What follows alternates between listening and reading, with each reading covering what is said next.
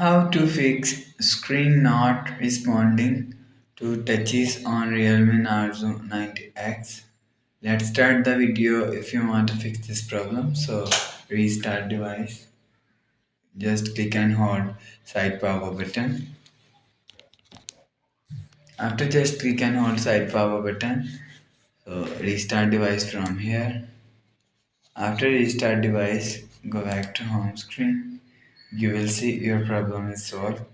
But if it not solved, go to app library.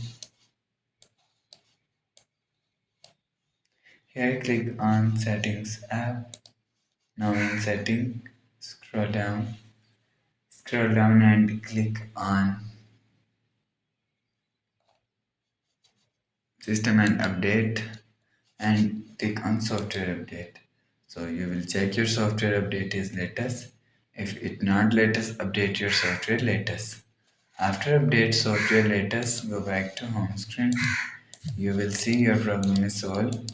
But if it still not solved, again click on settings app.